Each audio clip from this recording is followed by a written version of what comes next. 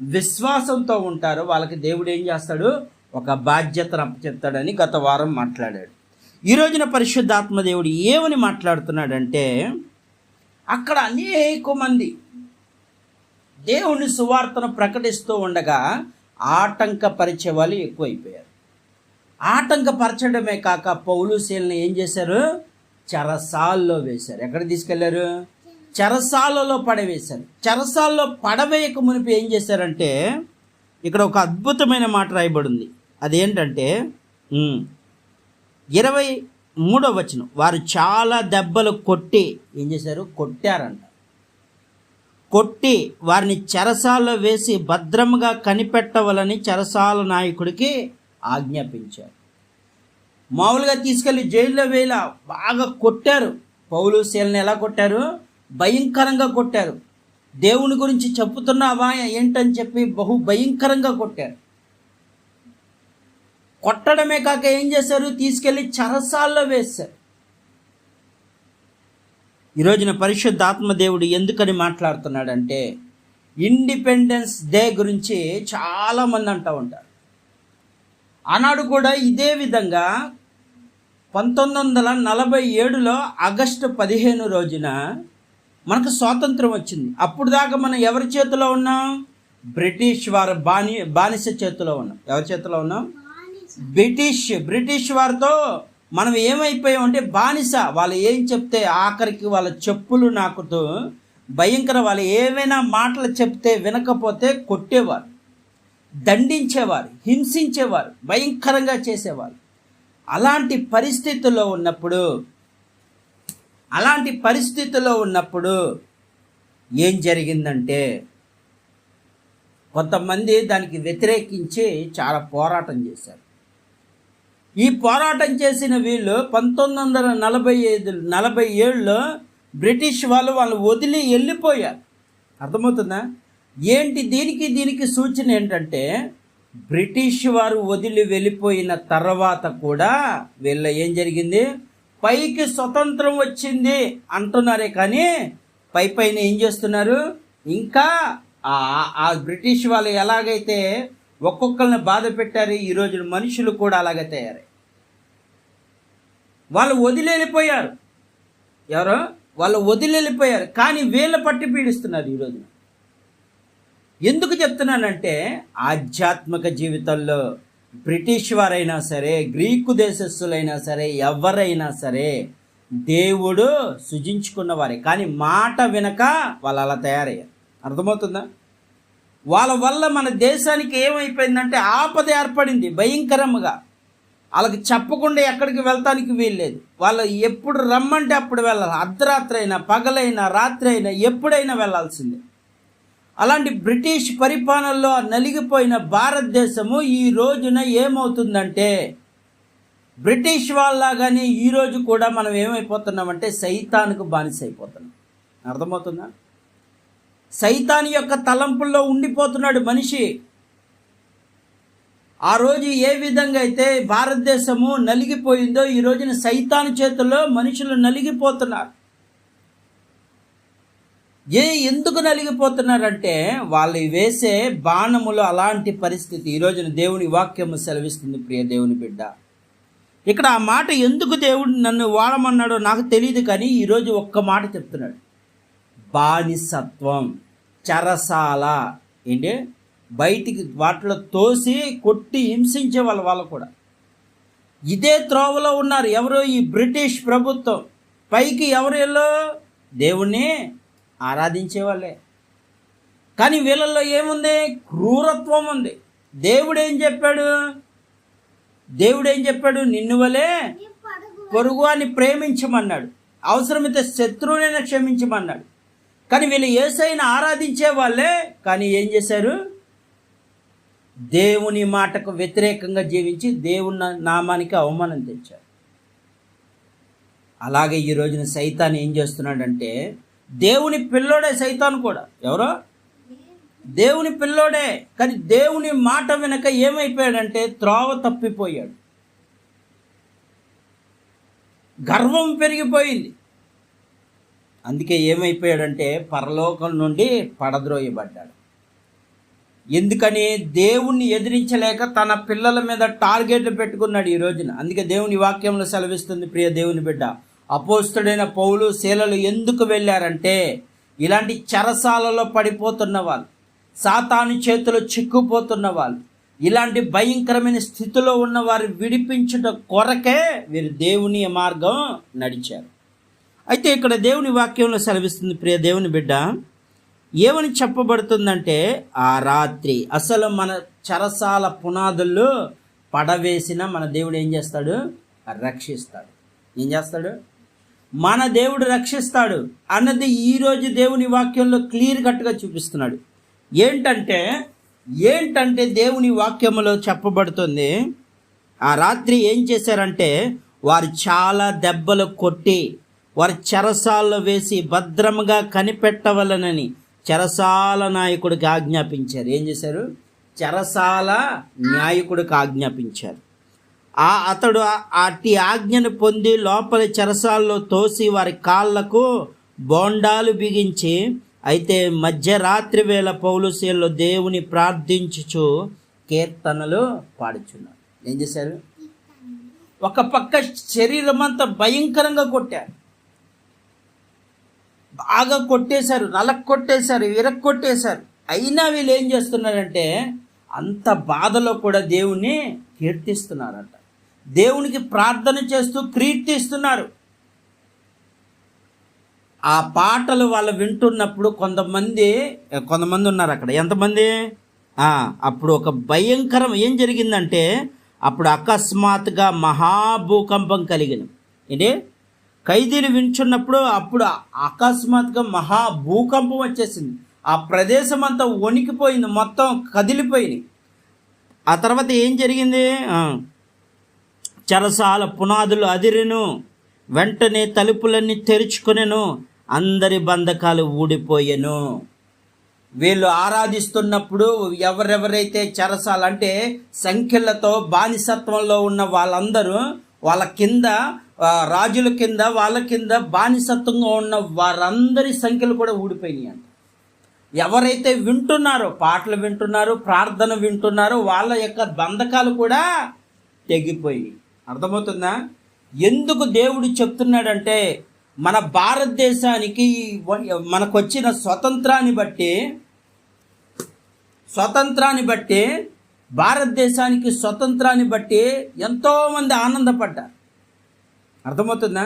కానీ ఈరోజు దేవుని వాక్యం వాళ్ళ ఆనందము తాత్కాలికమైపోయింది. వాళ్ళ ఆనందపడాల్సింది లోకములో ఉన్న దానికోసం ఆనందపడుతున్నారు. కానీ ఈరోజు దేవుడు చెప్తున్నాడు, నీవు ఏ బంధకాల్లో ఉన్నావు, ఏ సంఖ్యలతో ఉన్నావు, వాటినన్నిటిని తెంచగలిగేది ఏదంటే ప్రార్థన, దేవుని కీర్తించడం, దేవుని పాటలు పాడటమే. పౌలు శీలలు బహు భయంకరంగా కొట్టినా సరే ఆ నొప్పులతో, ఆ బాధలతో కూడా ఆనందంగా దేవుని స్తుతిస్తున్నారు. అది దేవుని పిల్లలకు ఉండాల్సిన గుండె ధైర్యం. అది ఆ రోజు మనకి స్వతంత్రం వచ్చినప్పుడు అందరూ ఏమనుకున్నారు? మనమందరం కలిసి ఉందాం అన్నారు. ఏమన్నారు? మనమందరం కలిసి ఉందాం అన్నారు. అప్పటికప్పుడే గొడవ అయిపోయి ఇండియా పాకిస్తాన్ వేరైపోయింది, వేరే వాళ్ళు వెళ్ళిపోయారు. అర్థమవుతుందా? మనుషులు పెట్టుకున్న ఈ స్వాతంత్రం కన్నా మనుషులు పెట్టుకున్న స్వాతంత్రం కన్నా దేవుడిచ్చే స్వాతంత్రం పరలోక రాజ్యం. గుర్తుపెట్టుకో. ఆ రాజ్యం కోసం నువ్వు చూడాలి. ఈ లోకములో ఉన్న రాజ్యం అంతా నాశనం అయిపోతుంది. ఈ లోకంలో నువ్వు అనుకుంటున్నా నేను బానిసంఖ్యల నుంచి విడిపించబడ్డాను, మామూలుగా నువ్వు ఆత్మీయ విషయంలో మాత్రం నువ్వు ఓడిపోతున్నావు. అర్థమవుతుందా? నువ్వు మామూలుగా ఎలా ఉంటున్నావంటే మనిషి కనపడినంత వరకు మనం ఎలాగున్నాం? విడిపించబడ్డాం. కానీ నీ అంతరంగంలో ఉన్న సంఖ్యలు నువ్వు తెంచుకోలేకపోతున్నావు. నిన్ను ఏ బంధకం అయితే నిన్ను పట్టిస్తుందో, ఏ చీకటి అయితే నిన్ను పట్టిస్తుందో నువ్వు తెలుసుకోలేకపోతున్నావు. నిన్ను ఏం చేస్తున్నాయి అంటే బంధించేసినాయి. అందుకే అక్కడ చెరసాల పునాదులు కదలబడి అక్కడున్న ఎవరైతే విన్నారో ఖైదీలు అంటే నేరస్తులు, వారందరూ దేవుని పాటలు, దేవుని ప్రార్థన వింటున్నప్పుడు ఒక భయంకరమైన భూకంపం కలిగి వారి యొక్క చెరసాలలో పునాదులు కదిలిపోయి సంఖ్యలు కూడా తెగిపోయినాయి అంట. ఏమైపోయింది? ఒక అద్భుతం, అది మహా అద్భుతం. ఈరోజు దేవుడు చెప్తున్నాడు, ప్రియ దేవుని బిడ్డ, యూట్యూబ్లో వాక్యం వింటున్న ప్రియ దేవుని బిడ్డ, దేవుడు నీతోనే మాట్లాడుతున్నాడు. నువ్వు ఏ బంధకాల్లో ఉన్నా, ఏ కష్టములో ఉన్నా, ఏ ఇబ్బందుల్లో ఉన్నా, దేవుని కోసం నువ్వు ఏ పనికైతే పూనుకుంటున్నావో, ఎన్ని ఆటంకాలు వస్తున్నాయో, నువ్వు ప్రార్థన, దేవుని స్తుతించడం మానొద్దు. ఈ వాక్యము సెలవిస్తుంది, పౌలు శీలల వలె మనకు తెలియబరుస్తుంది. ఏమంటే ఈ లోకములో ఉన్న స్వాతంత్రం కోసం కాదు నువ్వు చేయాల్సింది. ఈ లోకంలో స్వాతంత్రం తాత్కాలికం. ఈ లోకమంతా ఎప్పటికైనా నాశనం అయిపోతుంది. కానీ నువ్వు పరలోక సంబంధవాడిగా ఉండాలి. ఈ లోకము ఎప్పుడైతే ఈ భూమి నాశనం అయిపోతుందో, దీంట్లోంచి నరకం ఏర్పడి, ఆ నరకంలో నుండే ఏ దేవుని మాట వినకుండా ఎవరైతే కుప్పకూలిపోతారో వాళ్ళందరూ. అందుకే దేవుని వాక్యంలో సెలవిస్తుంది, గొర్రెలను మేకలను వేరుపరచదనన్నాడు. మీరు పై రూపాన్ని చూడకూడదు, పై స్వాతంత్రాన్ని చూస్తున్నారు, కానీ నీ అంతరంగంలో దేనికి నువ్వు బందీ అయి ఉన్నావు ఒకసారి ఆలోచించి. ఏ మనసులో నువ్వు ఎవరిని వేధిస్తున్నావో, ఏ సైతాను నీ వెనకాల ఉండి బంధకాలు వేసిందో నీ అంతరాత్మను పరిశీలించుకో. దేవుడు చెప్తున్నాడు, నీ ఆత్మను ఒక్కసారి లేవనెత్తు, నీ ఆత్మ ఉజ్జీవము రగిలించు. నువ్వు రగిలించాలంటే ఒక్కటే ఆయుధం, ప్రార్థన, స్తుతించడం. నువ్వు దేవునితో ఎక్కువ ఆ రాత్రంతా ఏమన్నాడు అక్కడ వాక్యంలో, అయితే మధ్యరాత్రి వేళ, అంటే నిద్రపోకుండా మధ్యరాత్రి వేళ కూడా వాళ్ళు ఆరాధిస్తున్నారు. ఆ గాయాలతో ఉన్న, ఆ బాధలతో ఉన్న, ఆ నొప్పులతో ఉన్న. ఒక మనిషి సాధారణంగా కొడితేనే అల్లాడిపోతారు. అలాంటిది కొన్ని వేల మంది వాళ్ళ మీద పడి చీల్చేశారు, బాగా కొట్టారు, కొరడాలతో కొట్టారు, బెత్తాలతో కొట్టారు. అంత నొప్పిని కూడా, మనకు చిన్న దెబ్బ తగిలితేనే అమ్మో అయ్యో అంటున్నాం, చిన్న తలనొప్పి వస్తేనే అల్లాడిపోతున్నాం. అలాంటిది భయంకరంగా కొట్టి హింసించేసి ఈడ్చుకుంటూ వెళ్ళి చెరసాల్లో వేశారు. అయినా ఆ నొప్పులంతా భరిస్తూ ఏం చేస్తున్నారు? దేవుని ఆరాధిస్తున్నారు. దేవుడు అలాంటి వారిని కోరుకుంటాడు. అన్నీ భరించేవాడే కావాలి దేవునికి. నువ్వు భరిస్తావని కాబట్టే నీ మీద శోధనలు వస్తాయి, నువ్వు భరిస్తావు కాబట్టే నీ మీద కష్టాలు ఏర్పడతాయి. కానీ నువ్వు కృంగిపోవద్దు. అందుకే దేవుని వాక్యంలో సెలవిస్తుంది, నువ్వు కృంగిన వాడు చేత కాని వాడితో సమానం. నువ్వు కృంగడానికి వీల్లేదు, ఎందుకంటే నీ వెనకాల యోధా గోత్రం సింహం ఉంది, అది నువ్వు తెలుసుకోలేకపోయావు. యోసేపు ఎన్నోసార్లు ఇబ్బందులు పడ్డాడు. అన్నదమ్ములు ఆ గోతులో పడేశారు, భయంకరంగా హింసించారు. తర్వాత పోతీఫర్ ఇంటికి తీసుకువెళ్తే వాళ్ళు అక్కడ అన్నదమ్ములు అమ్మివేశారు. ఆ తర్వాత పోతీఫర్ దగ్గరికి తీసుకెళ్తే అక్కడ నిందపడ్డారు. ఐగుప్తు దేశంలో నలిగిపోయాడు. అనుక్షణం నలిగిపోతా ఏ రోజున యోసేపు దేవుణ్ణి నాకేంటి బాధను అడగలేదు, భరించుకుంటూ వెళ్ళాడు. ఐగుప్తు దేశానికే గవర్నర్ అయిపోయాడు.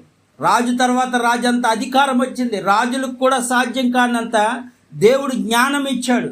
ఐగుప్తు దేశమంతా అందరూ కరువు తల్లారిపోతుంటే ఐగుప్తు దేశమంతా వర్ధిల్లిపోయింది. 7.5 సంవత్సరాల యొక్క పంట ఒకేసారి ఏర్పడి తర్వాత మొత్తం నాశనం అయిపోయిన వాళ్ళకి సమృద్ధిగా ఉన్నదన్నమాట. ఇదిగో దేవుని వాక్యం సెలవిస్తుంది, ప్రియ దేవుని, ఈరోజు నువ్వు ఎన్నో కష్టాలు పడుతున్నావు. దేవుని విషయంలో, దేవుని యొక్క పని విషయంలో, దేవుని కొరకు నువ్వు వెళ్తూ ఉండగా ఎన్నో బాధలు నిన్ను వెంటాడుతున్నాయి. అయినా నువ్వు మానొద్దు. పౌలు శీలలో మానలేదు. ఎన్ని దెబ్బలు తగిలినా, ఎన్ని హింసలు కలిగినా, ఎన్ని వేదనలు కలిగినా, అవమానాలు వచ్చినా, నిందలు వచ్చినా, దెబ్బలు రక్తమే కారిపోయింది. పౌలుకి రాళ్లతో కొట్టారు, శీలకు రాళ్లతో కొట్టారు, భయంకరంగా హింసించారు. అయినా ఆ రక్తమును కార్చుకుంటూ దేవుని సువార్త అందించాడు. అది అలాంటి వారి దేవుడు కావాలి. ఈరోజున పౌలు శీలల వల్లే నువ్వు ముందుకు సాగు. ఆయన సువార్త ప్రాణం పోయేంత స్టెఫను కూడా రాళ్లతో కొడుతున్నా సరే దేవుని సువార్తను ప్రకటిస్తూ, తండ్రి వీరేమి చేయుచున్నారు వీరెరుగురని బహుగా ఏడ్చి కన్నీరు కార్చి ప్రాణం విడిచాడంట. ఈ విధంగా ఉంటావనే దేవుడు నీకు ఒక బాధ్యతను అప్పచెప్పాడు. దర్శనాలు ఇస్తున్నాడంటే నువ్వు చేయగల సమర్థుడివి, నువ్వు అసాధ్యమైంది నీకేమీ లేదంటున్నాడు. నమ్ముట నీ వల్లనైతే నమ్మిన వారికి సమస్తం సాధ్యము చేస్తానన్న దేవుడు. ఈరోజు నువ్వు ఏ బాధల్లో ఉన్నావో నాకు తెలియదు. యూట్యూబ్లో వాక్యం వింటున్న ప్రియ దేవుని బిడ్డ, నీ బ్రతుకు, నీ పరిస్థితి, నువ్వు ఏ చీకట్లో ఉన్నావు, ఏ బంధకాల్లో ఉన్నావు, విడిపించడానికి ఒకే ఒక ఆయుధము ప్రార్థన, కీర్తించడం. ఈరోజు దేవుని వాక్యము క్లియర్ కట్గా ఏమైపోయింది, వాళ్ళు ఎప్పుడైతే మధ్యరాత్రి వేళ దేవుని ఆరాధిస్తూ దేవుని మహిమపరుస్తూ ప్రార్థన చేస్తూ ఉంటే చెరసాల పునాదులు కదిలిపోయినాయి. ప్రతి ఒక్క చెరసాల పునాదులు కదిలిపోయినాయి. వాళ్ళ బంధకాలే కాక వినిన వారి యొక్క బంధకాలు కూడా తెగిపోయినాయి. ఈరోజు నువ్వు ప్రార్థన చేస్తుంటే ఎవరైతే ఏకీభవిస్తున్నారో, ఎవరైతే వాటిపైన ఎవరైతే చెవి యోగుతున్నారో వారికి ఉన్న బంధకాలు దేవుడు తెంచేస్తాడని ఈ వాక్యం నిరూపిస్తుంది. ఈరోజు దేవుని వాక్యం సెలవిస్తుంది, ప్రియ, దేనికి అధైర్యపడవద్దు.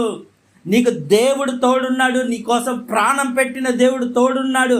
యూదా గోత్రపు సింహం నీ మధ్యన ఉన్నాడు, నీ పక్షాన ఉన్నాడు. నువ్వు ప్రార్థన చేస్తే వినే దేవుడు. ఆయన చెవులు మందం కాలేదు కనుక దేవుడు చెప్తున్నాడు, ఆయన ఆకాశం నుండి నిన్ను చూస్తున్నాడు. నువ్వు నీ ప్రతి ఒక్క పరిస్థితిని చూస్తున్నాడు.